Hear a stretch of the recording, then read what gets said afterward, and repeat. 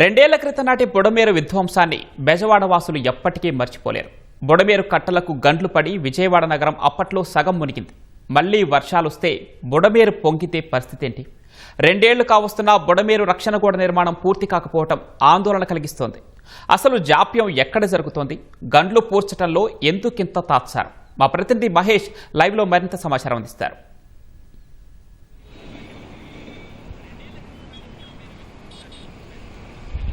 Thank you Pavan. సుమారు 2 ఏళ్ల క్రితం, ఇంకా ఖచ్చితంగా చెప్పాలంటే 21 నెలల క్రితం ఒక అర్ధరాత్రి నాడు బుడమేరుకు సంబంధించినటువంటి వరదలు ఏవైతే ఉన్నాయి, ఈ వరదల కారణంగా విజయవాడ నగరం దాదాపు సగం వరకు పూర్తిగా మునిగిపోయింది. అయితే అర్ధరాత్రి ఒక్కసారిగా సంబంధించినటువంటి ఈ వరదల కారణంగా ఉదయం తెల్లవారేసరికి కూడా విజయవాడ ఒకవైపు మొత్తం పూర్తిగా మునిగిపోయింది. ఈ వరదల కారణంగా ఏదైతే ఇబ్బందులు తలెత్తాయో ఈ ఇబ్బందుల కారణంగా దాదాపు ఈ రాంవరపాడు ప్రస్తుతం ఏదైతే మనం ఈ ప్రాంతంలో ఉన్నామో, ఈ రాంవరపాడు ప్రాంతంలో మన వెనుక ఉన్నటువంటి ఈ ప్రాంతాలన్నీ కూడా అపార్ట్మెంట్ వాసులు పూర్తిగా ఒక మొదటి అంతస్తులో కనిపించకుండా మొత్తం వరదలతో మునిగిపోయిన పరిస్థితి అయితే మనకు కనిపించింది.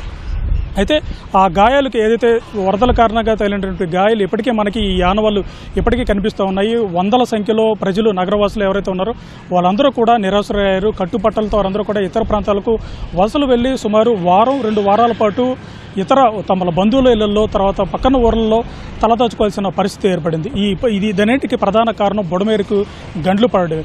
ఏదైతే ఏకొండూరు పరిధిలో మొదలైనటువంటి ఈ బుడమేరు దాదాపు 128 కిలోమీటర్లు ప్రయాణించి ఏలూరు జిల్లాలో ఉన్నటువంటి కొల్లేరులో కలుస్తుంది. ఏదైతే మనం చెప్పుకున్నటువంటి ఈ 2 ఏళ్ల క్రితం వచ్చినటువంటి వరదల సమయంలో బుడమేరుకి ఇబ్రహీంపట్నం అటువంటి శాంతినగర్ వద్ద భారీ గండి పడింది. ఈ గండి కారణంగా ఒక్కసారిగా వచ్చినటువంటి ఈ వరద దాదాపు లక్షల ఎకరాలను ముంచెత్తింది. ఈ లక్షల ఎకరాల్లో పూర్తిగా పంట దెబ్బతింది. ఎంతోమంది రైతులు రోడ్డున పడ్డారు. అయితే మనం మొత్తంగా ఈ బుడమేరుకు సంబంధించి వరదలకు చెప్పుకోవాలంటే 3 అంశాలుగా చెప్పుకోవచ్చు. ఒకటి, ఏదైతే ఈ వరదల కారణంగా ఈ బుడమేరు గట్లకు గండ్లు పడ్డాయో ఆ గట్లకు సంబంధించినటువంటి గండ్లు పోడ్చడం. రెండవది, రీటైనింగ్ వాల్ నిర్మించడం. మూడవ అంశం, ఏదైతే ఈ బుడమేరుకు పరిసరాల్లో ఉన్నటువంటి ఈ ఆక్రమణలు తొలగించడం. ఈ 3 అంశాల్లో మొదటిగా ప్రధానంగా చెప్పుకోవాల్సింది బుడమేరు గండ్లు పొడ్చడం. ఈ బుడమేరు గండ్లకు దాదాపు 120 చోట్ల ఈ వరదల కారణంగా 120 చోట్ల బుడమేరుకు జీకొండూరు పరిధి నుంచి దాదాపు కొల్లేరు వరకు కూడా 120 చోట్ల గండ్లు పడ్డాయి.